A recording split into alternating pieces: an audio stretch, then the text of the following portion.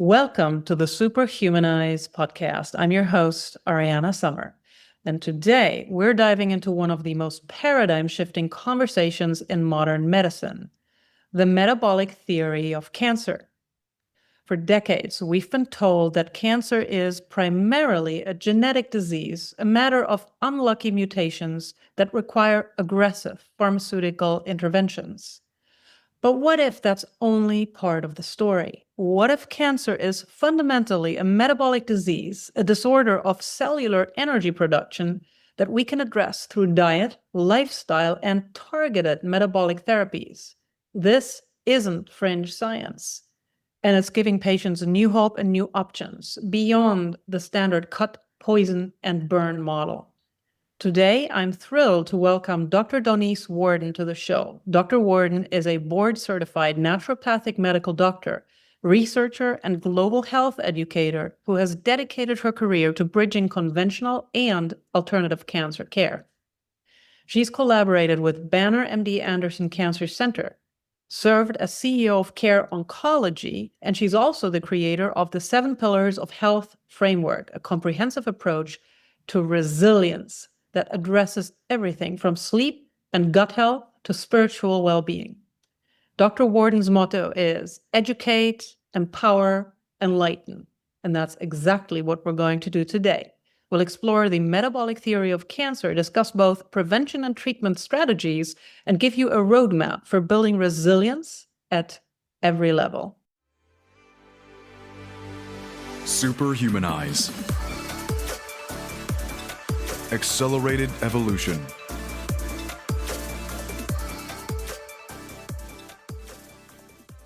Dr. Donese, what a pleasure to connect with you today. I'm really excited for us to have this conversation. And thank you for making time for us. Oh, it's amazing. I'm glad to be here. Hope to be of service to everyone. Oh, I know you will. That is the foundation of your work from what I've learned about you. And that being said, I also want to start at the very foundation. Most of us grew up with the idea that cancer is a genetic disease. It's random mutations in DNA that then cause cells to go rogue. And actually, the entire pharmaceutical industry is built around targeting these mutations. But you and researchers like Dr. Thomas Seyfried, you argue that this is actually fundamentally backwards and that cancer is primarily a metabolic disease and genetic mutations are downstream effects, not the root cause. Can you break this down for us, Dr. Donese? What does it mean to say cancer is a metabolic disease? Let's start with maybe 5% might be genetic. It has a big genetic piece, but even if you have a gene, it doesn't mean it needs to express. So we're back to all the things that you're teaching on your podcast and those of us saying, listen, we can do things with our diet, lifestyle, our spirit, our mind and body, getting stress down. So just because 5% might have a gene, it doesn't need to be expressed necessarily. So what are the others? What are the others? And so we go back to Otto Warburg, who won the Nobel Prize. And it was Nobel Prize for what we're talking about in looking at mitochondrial health. And when that damage happens, what happens to the cells? And is that tied to cancer? And our group, and Dr. Seyfried, as you mentioned, is one of them, Dr. Dominic D'Agostino, we have a group of about 80 researchers and physicians, and we have to be researchers and physicians to be in this group that we are literally forming right now, the Society for International Metabolic Oncology. Because the science is pointing in the direction that Otto Warburg was, and that's what on a PET scan, when it lights up, it's a cancer. And what is it lighting up? Why is it lighting up? Because you put sugar into the dye, into the system, and cancer loves sugar. It's its main, if only, fuel. And it lights up because it's voracious. So he was right in saying he thought there was a link. Now, Dr. Seyfried and many others are going forward into saying that cancer is a mitochondrial disease. That's where we should be putting our research efforts, and that's when I work with patients and clients all over the world. We're targeting that with the metabolic therapies, things that we know that are helping the mitochondria of the healthy cells, but also pushing hard against the growth of the cancer by looking at the mitochondria and the metabolic health of the whole person. So to your point, you did a beautiful job at the beginning. We believe we've gone down the wrong path, still going down the wrong path. The research dollars are still going into genetics to fund medications or chemotherapies and immunotherapies targeting genetics. But when I look at patients and we look at those values, very few of them have these genetic markers. So then why are we utilizing some of those therapies? But I will say there is a time and a place for chemo, for surgery. And I never thought I'd say this, but there's a time and a place for radiation, for comfort, and for helping. So we have to be open to all of it. But fundamentally, we've gone down the wrong track in our estimation. Yes, and thank you for pointing that out, Dr. Donese. I think it's so important to be open and to look at an individual, to look at the whole individual and what's actually happening here. And what you just shared with us about Dr. Otto Warburg and also what's called the Warburg effect. They discovered this for almost a century. The mainstream oncology dismissed this as a side effect rather than a cause. And for me, it was a revelation when I learned about this, and to actually reframe it and see it as the central vulnerability of cancer cells. And I'm curious, in your experience, from your perspective, Dr. Donese, why has it taken so long for this to be taken seriously, and what changed? It really changed. It was going down the right direction when Warburg found it and the research was starting to go there. But then the Rockefeller Institute came in. When that happened, homeopathic, hospitals, all the what we would call today integrative medicine just got pushed to the side to say, we're going to research science-based only. And that's where the pharmaceuticals were developed. So all this got pushed underneath the rug until recently. And really the book that Tom Seyfried wrote, Dr. Seyfried, Metabolic Theory of Cancer, opened this back up. And another book for readers that want to maybe look into this, it's called Tripping Over the Truth by Travis Christofferson. As a physician, when I read that book, I said, that's it. That makes sense. There's the connections. It shows the faults. It shows the history and why. And it's really about the whole industry. It's the billions of dollar industry. Everything is built around this. So we would have to dismantle everything if we said, oops, that was the wrong thing. But people are starting to look at it now because now younger people are getting cancer. So if it's genetic and we have to wait for those genes to mutate, none of it is making sense. We've got 20 and 30 and 40-year-olds. So we know environment is part of it, which affects the mitochondria and all the things that we're talking about. But now there's so much. And if you look at the data, we really haven't moved the needle much on helping cancer outcomes since we started measuring them in the 1970s. So would you, with a business, would you say, I'm not really getting better, but I'm going to keep throwing money into the same thing? We would question it. But it's a very big lift, heavy lift to change this paradigm. But there's enough of us with real science, real research. When we can get more funding, we'll do more. But right now, funding monies go typically into those same type of studies And that's that why are based in what we consider flawed philosophy of. Yes, Dr. Donese, and this is why conversations like these are so important.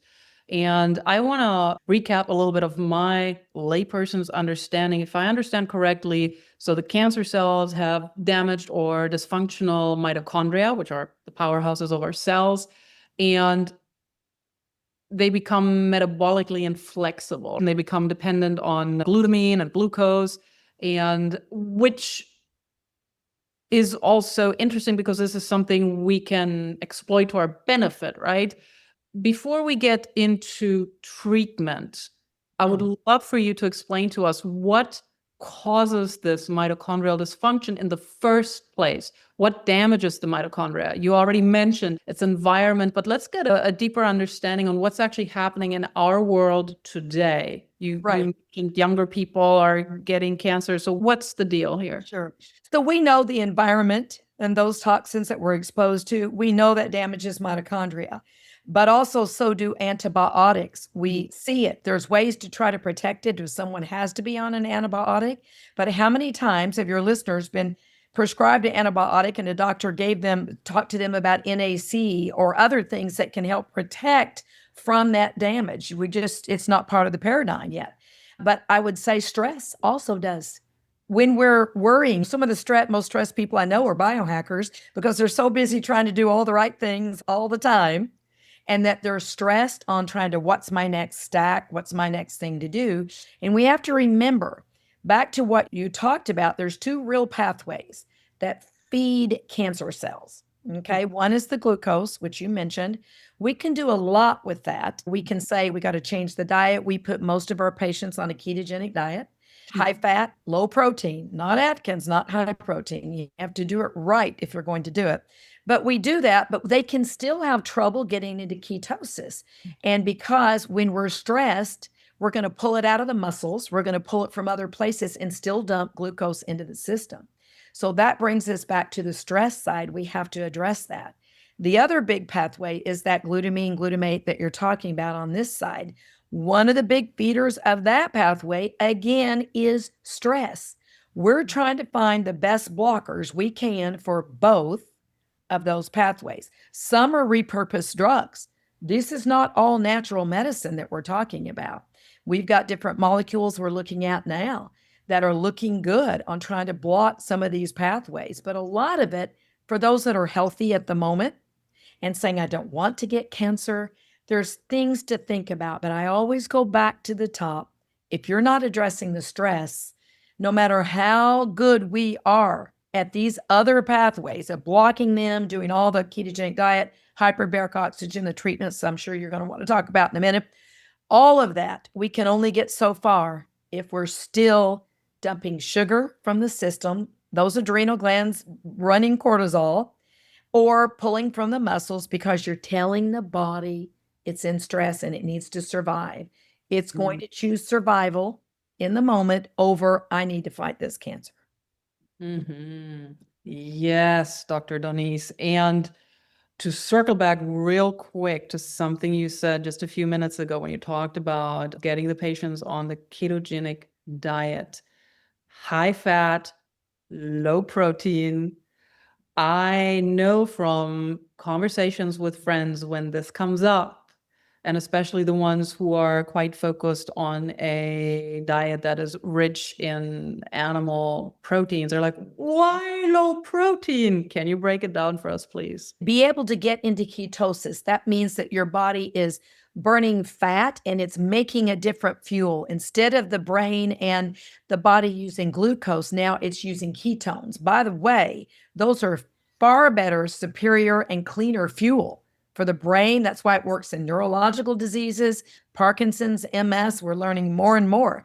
So it's a clean fuel. And to be able to get there, for the body to produce that, certain things will interfere. And high protein can interfere. Now, everyone's a little different. We put them on chronometer and things to be able to say, how much protein can we have? Because one of the ways that cancer can kill you is sarcopenia, which is the wasting of the muscles. So we have to weigh this. Sometimes I might say, okay, we're going to sacrifice being so deep into ketosis because we need more protein to support the muscles. So it's always an individualized, personalized program that should be going on because we're all different.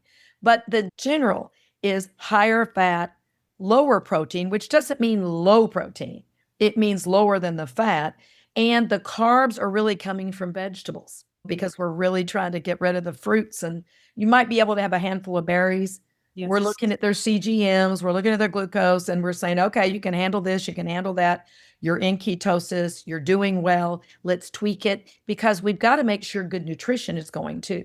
And a lot of people that say I'm in ketosis, they're not doing it right. They're not measuring. They're not looking at what they need to. And so even if it's just for weight loss, you need to do it right, or it's just another diet, it's just another stress, and the weight will come back anyway. So it's got to be individualized. Yes, for sure, Dr. Donese. And knowing that it needs to be individualized, are there some suggestions you can share with us, or are there certain heuristics, for example, with regard to measuring, what are your preferred methods? Yeah, right now there's a device called Keto-Mojo, and because it's looking at the glucose and it's looking at different parameters, and what we do is calculate what's called GKI.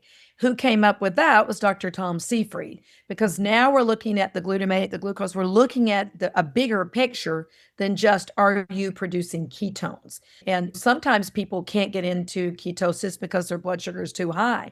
Sometimes they're not getting there, and we have to figure out why, because their glucose is low. So the GKI is a great way to measure it. The urine strips, forget it, don't do it. They're not measurable. It's not accurate. That was the only thing we had to begin with. We have some that you can blow into once you understand and know what you're doing.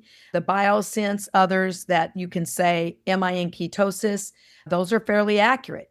You can use just breath blowing, but you can't do that at the beginning. We don't think it's the best. We really like looking for this GKI number until we get everything figured out, till we know the diet, we know the stress, we've got it all, everybody's doing well. And then still we're going to want to look at that once in a while. But and again, we've got to say, are we causing more stress by measuring all this all the time? So at the beginning, I tell the patients, look, listen, give me a couple weeks, look at it. We're going to measure, we're going to look, just relax, let's breathe, let's do the things that I'm trying to teach them to do to help them with their stress. But hang with me until we nail this down. Then you get to really relax because you're doing the best that you can. Instead of, I hope this works or I hope that works. And let me just do everything that I just heard on social media or I read about. Let me just do it all, which is, we all know is not the right way to do it. No. And speaking about stress, can you share some of your preferred protocols or methods? And again, this will be tailor-made, of course, to the individual you're dealing with. But what have you found can really very quickly relieve people of stress, and especially if it's people who are used to that state of being stressed? That's right. They don't even know they're stressed because they haven't felt this peaceful, parasympathetic, calm state in a while. They think it's normal. Their brain waves are up here really high and fast and incoherent. They're just a mess, and they're going to sleep like that. And even if they can stay asleep, they're not getting good quality sleep because the brain's still doing this. They're running from the bear in their sleep. So the first is recognition of that there is stress, what it's doing. I might need to show them a cortisol. Some people need to see labs. They need to see data to go, oh, okay, that's not good. Oh, my glucose is high. I'm not getting it down with all these things I'm doing. It might be because I'm stressing. So you have to, some people are just ready and they go, just tell me what to do. And others, we have to go slowly. Now, my favorites are meditation with music, because most people, if we say just go meditate and quiet the brain, they're going to feel like a miserable failure because they can't quiet that brain down. It's just too hard for most at the beginning. But if we can teach them active meditation, it's breath work where they breathe in, they hold, breathe in, they hold, and they've been taught what this is doing to their body. What is it? What's the mechanics behind it and the science behind it? And they go, okay, that makes sense. And teaching them to breathe, teaching them to meditate. And I will tell you that music, from what I have seen, I've seen it in real time, is the fastest way to shift you from one emotional state to the next. And music that's been prepared where it's in training the heart and the brain, it's slowing them down, it's helping them be more coherent and match one another. It's very quick on EEGs with the right kind of music. It immediately makes a shift. Then they're able to get into a meditative state, sometimes with breath work, sometimes just listening to guided. We're all different. We all like different things, but I like to switch it up. But by the end of a visit with the patient, I usually know what type of stress reduction I can do. It might just need to be journaling because their religious belief won't even let them say the word meditation. Even that, I say, okay, let's talk about breath work. Is that okay? No, that's woo too. Okay. How about journaling? And you have to take each person and I will work with them with breath work just in the moment and say, now, how do you feel after doing that? And they'll go, oh, wow. Okay. They just don't know. Your audience is well educated. what they hear from you and what they're doing, they get it. So it's not one form is better than another. Which one works for you? And music is my favorite. And then you add on meditation, breath, whatever it is that you need to do. Yes, thank you for sharing that, Dr. Donese. And I agree, music is amazing. It can happen literally within seconds. And breath, it's for free. We have access to it. I just last weekend participated in a somatic breath work session of a friend of mine, and it was incredible. It was a group of women. And literally, the release. One woman was literally wailing and keening, and bless her for being able to release what she's carrying, and thank her for being a permission slip to the rest of us women as well. But that's the power of breath for you. Yes. And so I'm also interested in speaking about fats and a high fat diet. What are your go-tos? What are your preferred fats? First, I do a food sensitivity test to see what foods they're allergic to. So if I'm going to ask them to eat a lot of something, I first need to make sure it's not causing inflammation in their body. But let's assume that we've looked at that and that it's all okay. Avocados, all the good oils, olive oil, and oils that if they're not cooked, even olive oil, those are healthy. We put them on the food after they're cooked. If you're cooking, you're better off with lard and other things. This gets into the whole oil issue, but clean oils, those that will take high heat if you're cooking with it. But for us, for our purposes, we need things, it could be oily fish, salmon, all the things that have good naturally occurring omega-3s. So it's the good oils, coconut oil, avocado oil, the walnut oils, the nut oils, all those kinds of oils. And again, they're better not heated, but avocados, salmon, and then you can look it up nowadays with AI. What are the healthiest high fat foods that you like? Be able to look at it. And then we really analyze, are you getting enough of what we call the macronutrients, right? The protein, the fat, the fibers, all that we got to look. And then the micronutrients, are we getting enough selenium? It's your favorite foods, because if you put people into foods they don't like, they're only going to last so long. Right. So start with what doesn't cause harm. Second, what do you like? Now let's devise a plan that's ketogenic that will get you there. That's for the cancer patients. Other people, it's Mediterranean diet. It can be what they call a green Mediterranean diet, where the studies are showing now that's green tea on top of it. And we know green tea is a really good cancer fighter for most patients. There's a lot to look at, but it's back to nature. Really.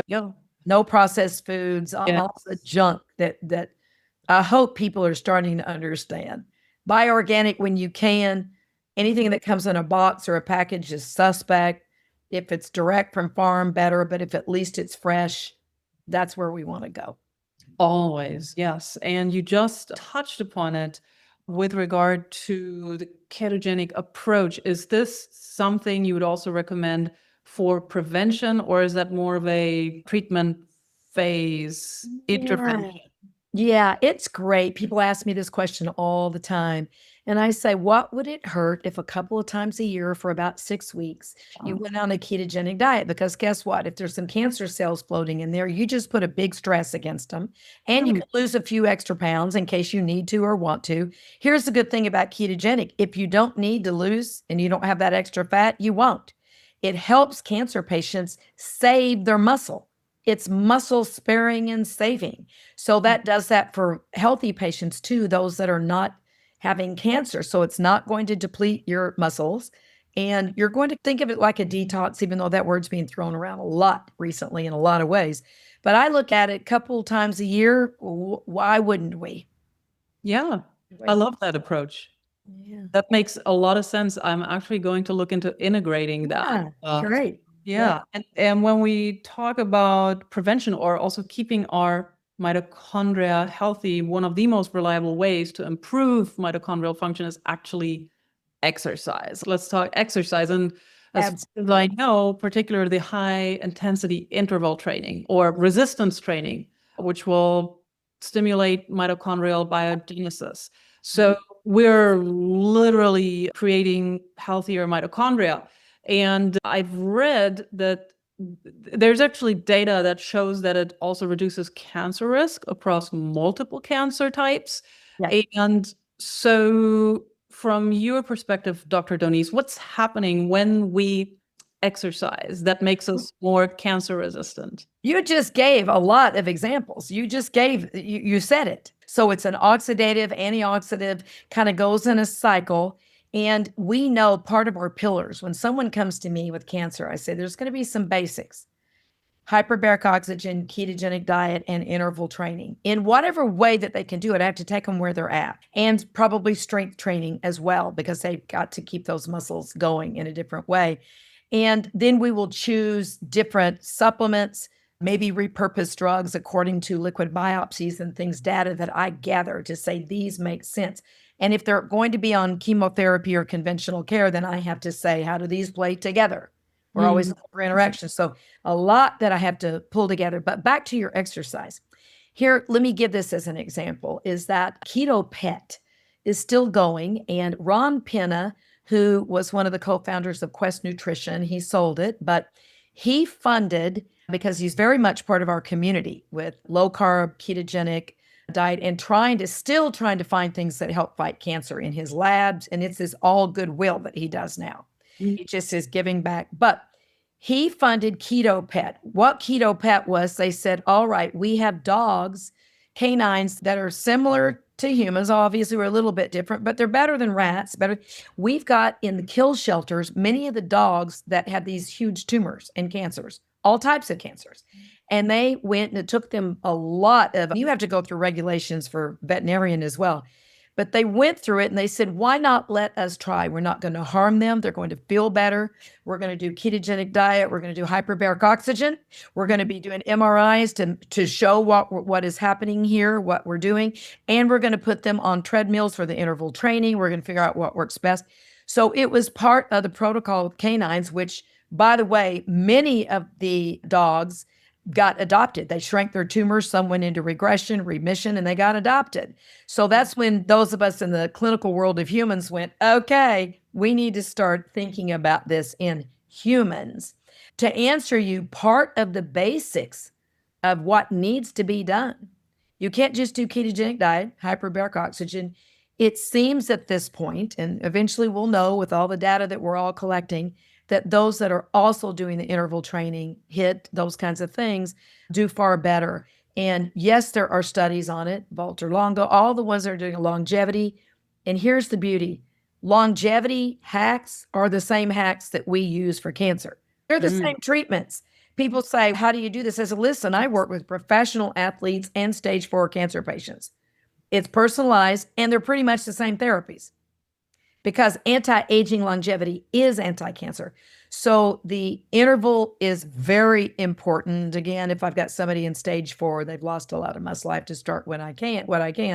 But I want them into, when we can, getting that part, which biochemically, we know the mechanisms of why that works. And I mean that, gosh, I can't even begin to imagine. So somebody who has late stage cancer, has lost a lot of muscle mass, how do you actually get them started?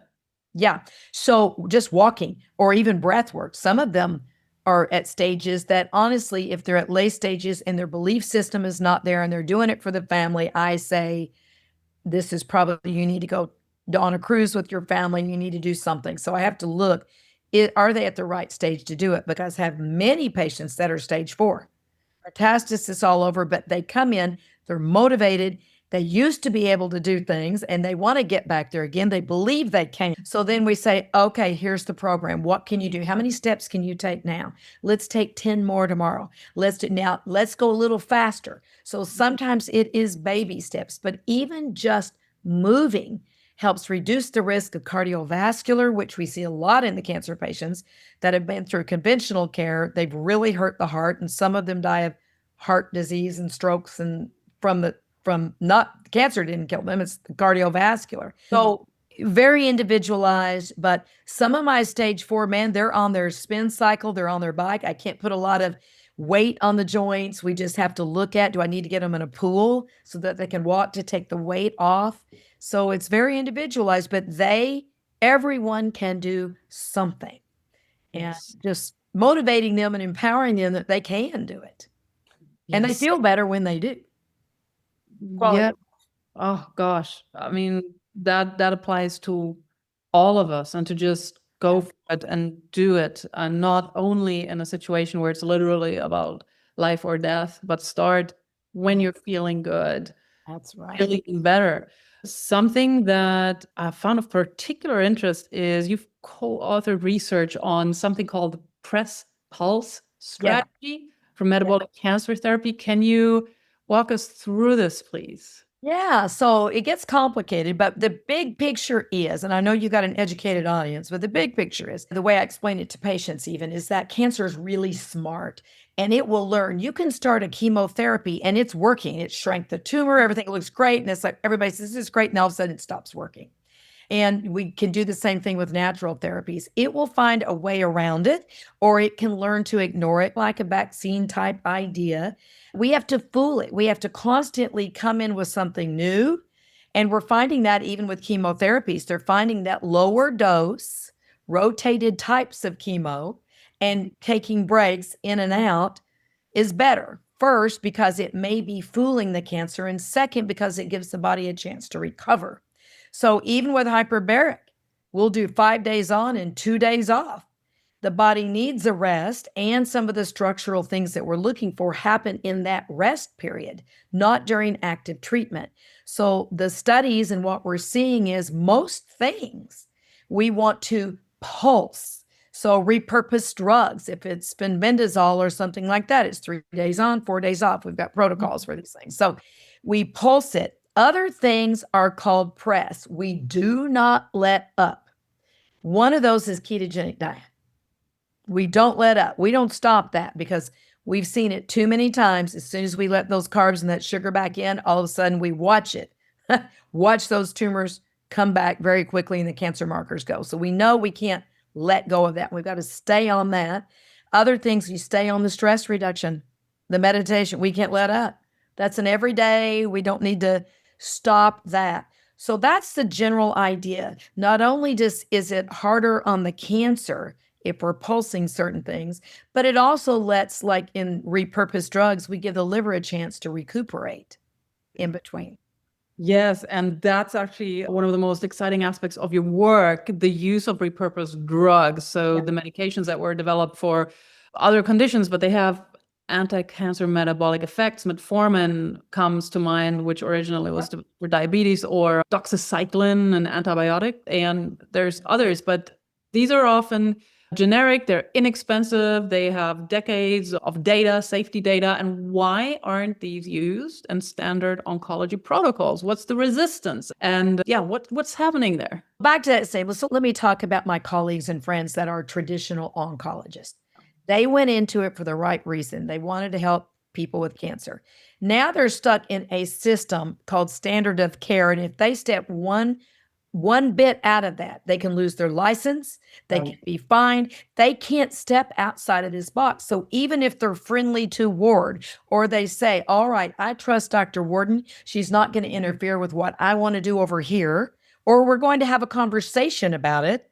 Let's try this because the patient wants to do this instead of that. Let's have a truly integrative conversation. Those physicians, they say, I don't know anything about it. I can't prescribe it. I can't tell you to do it, because they have to protect their license, and they're in a box they can't get out of. It's the system is broken, not the doctors. So they can't. It's too scary to even do it. Plus, they're overworked. They're tired. They don't have time to even read the research or keep up with it. They're hearing about metabolic and ketogenic diet. At this point, they've heard about it. Some of them have heard about the hyperbaric. They're hearing about some of these other things from their patients, but they're going, I don't know anything about it.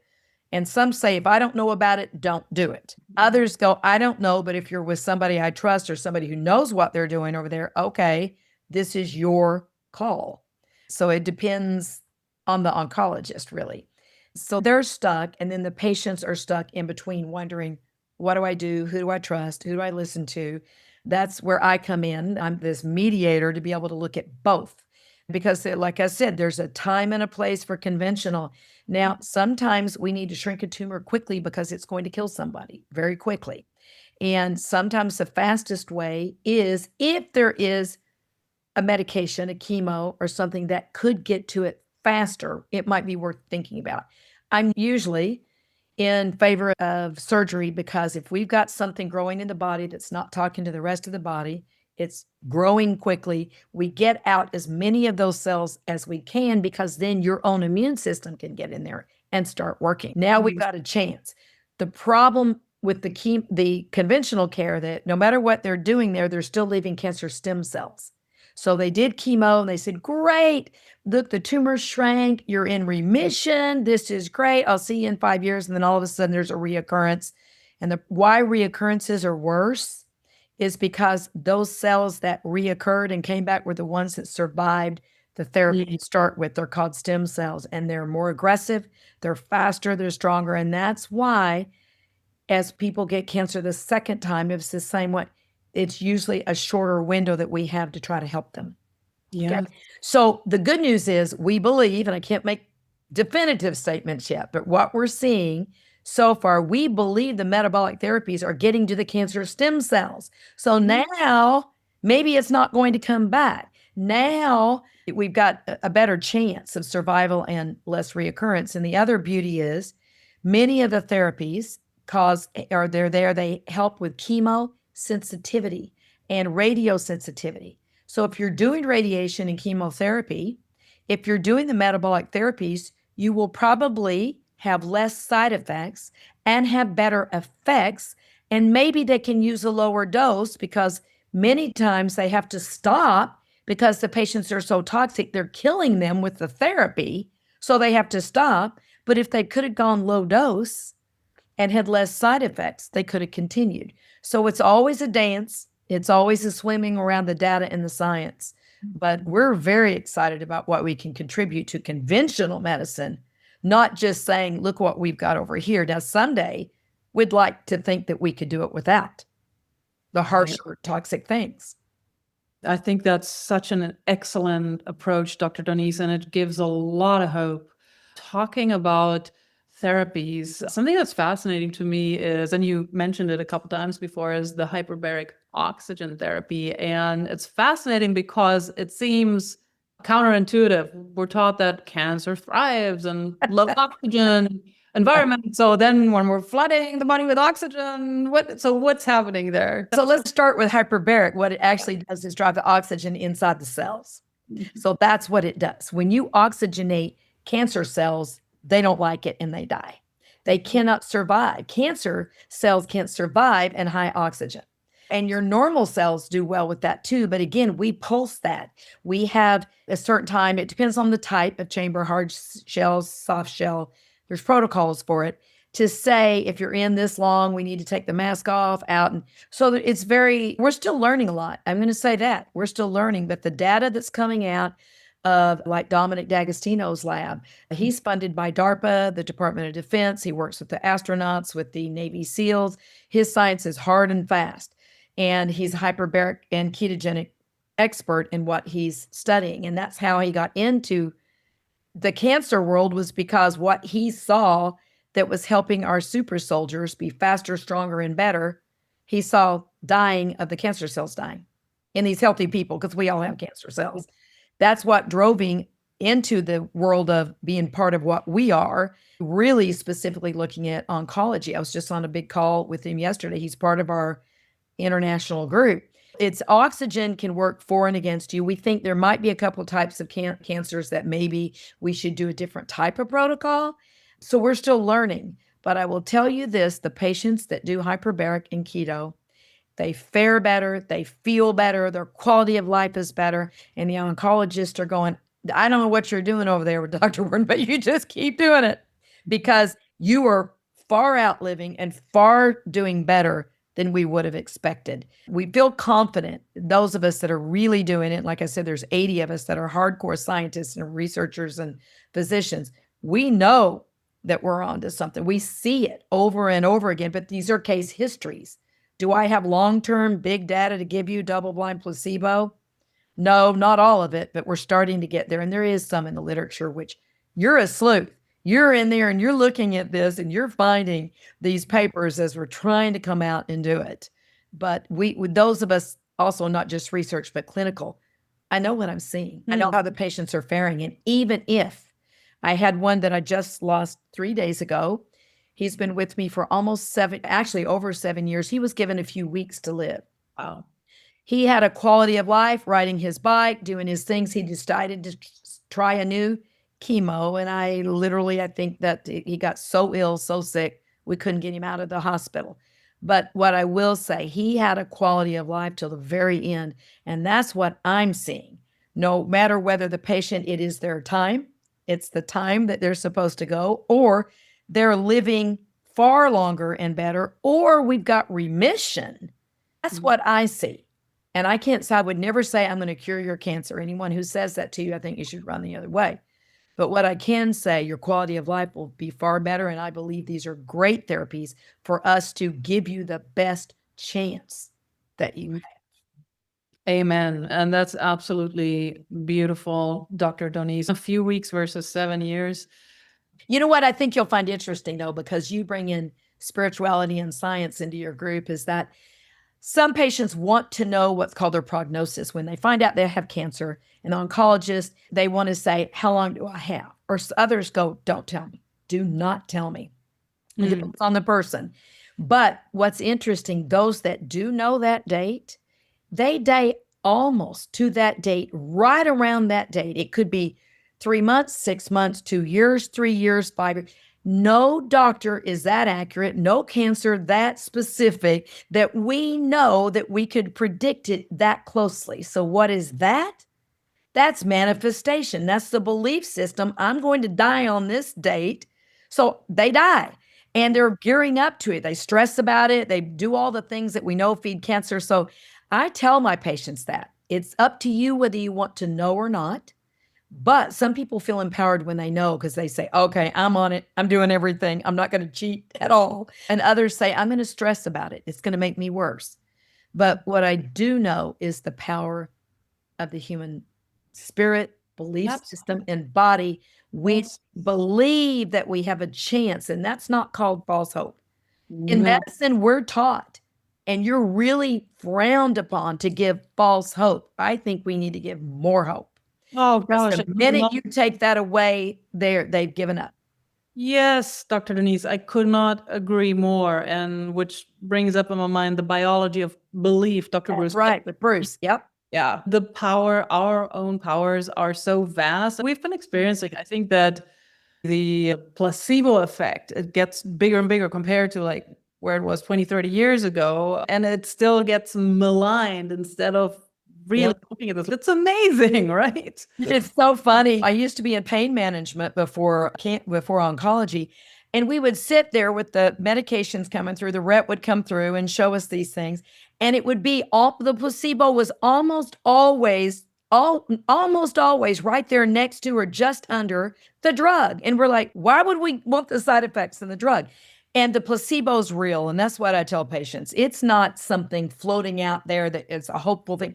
Placebo's real. Why is it real? Because if you believe something is going to help you, you activate your body's own pharmacy, because that's when you're in parasympathetic, in this good space. That's when your body goes, oh, let me release all the neurochemicals, the hormones, all my healers, my immune system, because I'm not surviving and running from the bear at the moment. I have time to detox and repair and clean. So you're activating your own pharmacy, and it's far stronger, better, and no side effects, in the right dosage at the right time. We can't get that good. So in any of the things that we're doing. So your body's pharmacy is the smartest, best one. And therefore that belief system, that placebo, is real. And that's been studied. We know that. Yes. 100%, Dr. Donese. There's something else. Oh, yes. So we talked a lot about the glucose restriction, cut the sugars out. But what we, about half an hour ago, also touched upon, cancer also relies heavily on glutamine for fuel and building blocks. And there's research that shows when you target both, that it's even more effective than either alone. Can you tell us more about this? And can you share strategies that exist for glutamine restriction, whether it's dietary, pharmaceutical, or other? Sure. Yeah, we know we have to target both. And so exercise helps, but we also know there's some molecules that Dr. Seyfried and others have identified, but we can't get those chemicals. We can't get them yet in clinical practice. So I hate to even bring it up because I'll just say it. One of those is DON, D-O-N. There are people trying to do it now. They are having to get the chemical, mix it themselves. I think it's very dangerous and I don't think they should be doing it, but we are looking for more things. Now, berberine has a little arm there, a little research arm there that might be helping block that. We still need more research to make it definitive. So berberine and stress reduction, those are two things that I do with almost everybody on that glutamate. But here's something I will bring up is that many integrative clinics will do a lot of IVs, and there's a time and a place. I used to do lots and whenever I was doing those kinds of therapies. And I think they're very helpful and can be, but they will almost always add in glutamine and say, okay, let's add this in. It's a good detox. But if you've got a cancer patient, you're feeding that pathway. Again, it's about education. As we know more, will be definitive to say that's an absolute no. But right now, in my mind, it's already an absolute. We shouldn't be adding that in to cancer patients. So we are researching hard, trying to find more blockers on that side. And Dr. Seyfried in his clinic at Boston College, he's really working hard on that side because we know the glucose side. Metformin can help if you're not getting there, if the diet can't do it. We've got that one pretty well managed. The other side we're still working on. Yes, I'm excited to see what results will be rendered from deeper study into this. And thank you for sharing this. For now, Dr. Donese, I'd like to shift gears slightly and talk about your 7 pillars of health framework, because I think all these metabolic therapies, they're most effective when they're really rooted in a holistic foundation. And you've identified 7 areas that are absolutely crucial for radiant health. Can you tell us about this framework, how you developed it, and also about these 7 areas specifically? Yeah. So, we've been alluding to it, is that you have to treat the whole person. So when people come in, I say, listen, I have to know everything about your cancer, the histology, pathology, how aggressive is it? I got to know your cancer, but I have to know you. I have to know your cells and you. And so I identified these 7 areas that I think are critical. And so it might be fun, if you don't mind, we can go through it quickly. Sure. We can dive deeper on another podcast, but it's just a fun way, and it's a self-checkup. And I tell people the best checkup you will ever get is the one you do yourself, because you can run labs, you can go to a full body MRI and say, oh, I don't have cancer, no tumors. You can't say you don't have cancer just because we can't see tumors. Some of these things are good, but it's about how do you feel? Are you checking in with yourself in these areas? And are you fooling yourself? Are you just thinking, let me take more and more of these supplements, these oral supplements, which many of them will interact or not get absorbed, which you're well aware of, which I know about. I don't know what you bring into your podcast, but the oral sprays and the delivery systems are very interesting and great. So I just say more is not better, and checking in. So the 7 areas are this, and I'm going to have your listeners quickly rate yourself on a scale of 1 to 10. 1 to 10. Let's start with sleep. Very important pillar. We know sometimes with cancer patients, they come to me because they have insomnia, and that's when I find the cancer. Sometimes that's the first sign. So sleep, if you might be wearing a wearable. Are you getting deep sleep, REM sleep? Again, you can't 100% rely on those because they're not 100% reproducible, reliable. They give us information, but we can't just rely. A 1 is you can't get to sleep, you can't stay asleep. A 10 is you wake up ready to go for 8 hours, you have deep restorative sleep, you have energy throughout your day. That's probably good sleep, right? So that rate yourself 1 to 10. Next is your body. And I say it's beyond the weight and the physique. If you're shaped like your mother, you're not going to change that very easily. We got to learn to love our bodies no matter what is there. This is not a stat. It's about, are you happy with it? 1, you're weak and you're flabby. There's thin, skinny. There are people that are very thin, but they're soft. That is not good. No muscle mass. And you want to get body composition analysis, all this. But that's be a 1. You don't like looking in the mirror and you're soft. Number 10 is you love your body. It's working and you're taking good care of it. You're doing the things that you need to do every day. If the worst you can do is try to get 7,000 steps in, then at least do that. And then try to get to the gym, resistance, and training we're talking about. Next is bowel movement. And I'm talking, yes, about your poop, a normal poop about from your wrist to your elbow. It's fairly long and about as big around as your wrist in the middle of it. It should be a medium brown color. It should be easily passed. It should be formed into a log and not smell really bad. So a 1 is stinky poo, short, rabbit pellets, gooey, or severely constipated. A 10 is you're really so proud you can't even believe that that was expelled from your body because you're like, where could that have been? That's more than you think it could have been. So that one you almost want to show somebody like, wow, look at that. You're proud of it. And that's a great way of checking your microbiome and all kinds of parameters in health that we look at. And we need to spend more time on digestion and teaching people, look at your poo. Important. Next one is energy. You're ready to go in the morning without coffee. Now, I'm not against coffee. I think it has a lot of good benefits. A lot of people can do really well with it. Some don't, but some do. But if you're not crashing in the afternoon or at the end of the day. So a 1 is you wake up tired, you're dragging all day, and then you can't get to sleep at night. That's called wired and tired. Okay, it's wired and tired. A 10 is, I use my dad as an example. He's 91 now. He golfs 18 holes at least 3 or 4 times a week. He goes to the gym and strength trains probably 4 or 5 times, and he's dancing most nights.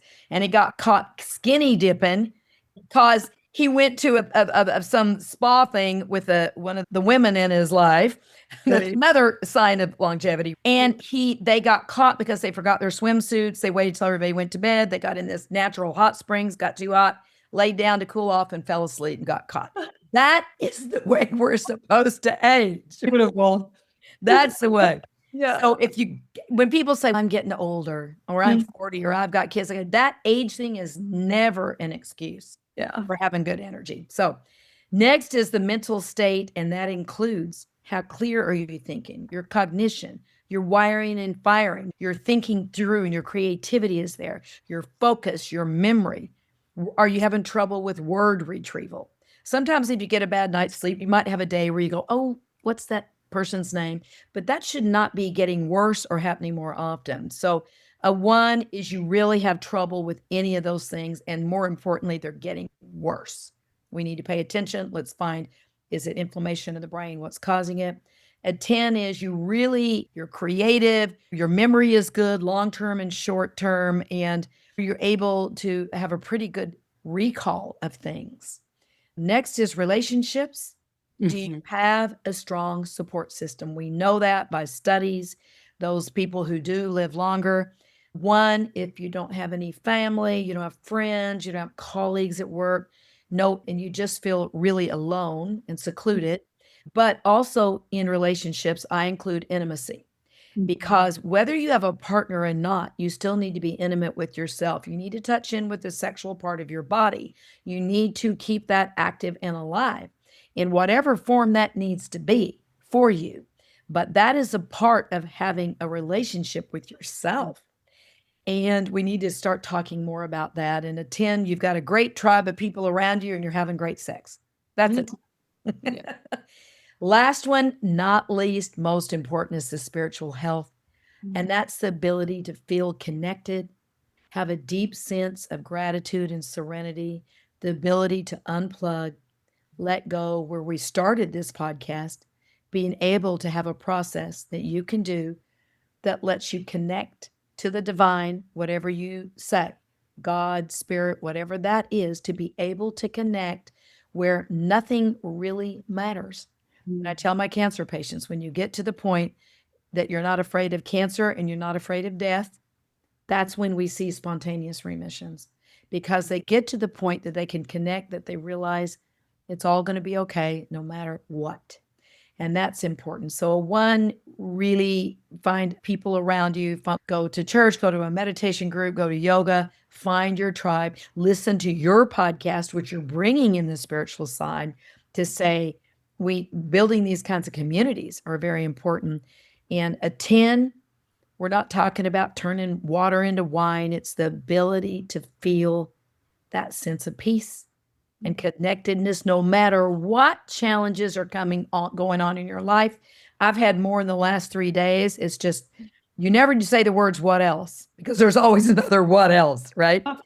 Never say that. That's another tidbit. Tell everybody, just never say what else. What comes to mind right now? What? Shout out to our friend Jennifer Hill, who Yes. introduced us, because what she likes to say every day, you probably know her mantra, is she says, how can it get any better than this? That's right. That's right. She turns that positive. Yes. And in that positive, here I am right now, crazy. You would say, I don't like the word to say bad, I say challenging. How can it get better? And in there. And that's part of that ability to go, it's going to be okay. And it can get much better. And what can I learn from this?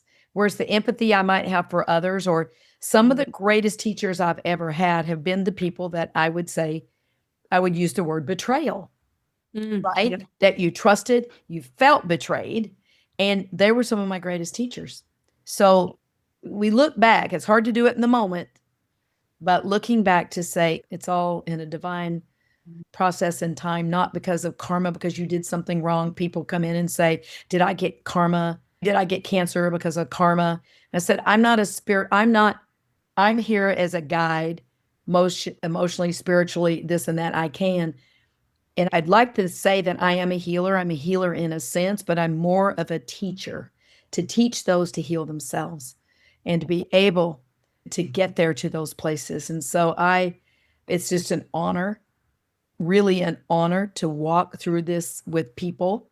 Like I said, I've got professional athletes. It depends whatever they're struggling with. But these stage 4 terminal cancer patients that come, it is a blessing and an honor to watch their bravery and their strength and their families, because if it's done, they become a deeper person, a person of more ingratitude, and they actually say the words, most of them, cancer is the best thing that ever happened to me because it woke me up to what is important and let go of the stuff that's not. And whether they die or not is not the point. It's that they were awakened, and sometimes their family awakens with them. And it's a beautiful ride to be able to be part of that process. That is truly incredibly beautiful and profound. I actually feel my heart opening as you said that. And this has been such a rich and empowering conversation, Dr. Donese. And you've given us a completely different lens through which to understand health, understand cancer, not as a genetic inevitability, but as a metabolic disease with vulnerabilities that we can address. We have agency, we have power, whether it's diet, lifestyle, repurposed medications, and holistic support. And I also love that you're not offering false promises or miracle cures. You're offering education, evidence, and empowerment and hope. And you're also meeting, from what I gather from what you share, you're meeting your patients where they are, integrating these metabolic approaches with the conventional care when appropriate. So thank you for all the incredible work that you do, Dr. Donese. For people who would like to connect with you, learn more about you, connect with all the incredible offerings you have out there, how can they do so? First, I'm trying to do better on that, and I love being on your podcast and others. But I would say they can go to my website, drwarden, drworden.com. If they sign up for my newsletter, I do a weekly newsletter. That usually brings something new to light, hopefully, for them. I also am starting a monthly program for those who want to ask. I can't give specific medical advice, but we can talk through all of these things, because there's some people who can't afford to work with me one-on-one. And so literally that's to be able to give back, for the most part, giving back to say, let me help as many people as I can. But I do still see those that I think that I really feel called to, that I need to help. And no matter what they're dealing with, not just cancer, I have to feel called, because I've got to watch my time, and I want to make sure that I can do it. But I will give them the right direction of who they could go to if I think it's not a perfect or a right timing fit for it. So they can follow me that way. I'm starting to do a little bit more social media. I'll try to do better. Follow me on YouTube and all the stuff. Those of us that do clinical and research, it's hard for us to spend time on that, but I will be doing better on that. And I have a show coming up that we'll talk about at some point, the Health Hot Seat show. And that's going to be fun where we're hearing both sides at once. I'm very excited about that. And as always, we're going to put all the resources, all the links in the show notes. So it's just one click away for whoever wishes to learn more and connect. Dr. Donese, what a pleasure. I am so glad we got to connect today. Much gratitude to you. And also to you for everything that you're doing. You've got a quality podcast, and what you're doing is what you just said that I'm trying to do. Let's give the reality as much as we can with hope and a beautiful sense that we are powerful human beings. Superhumanize. Accelerated evolution.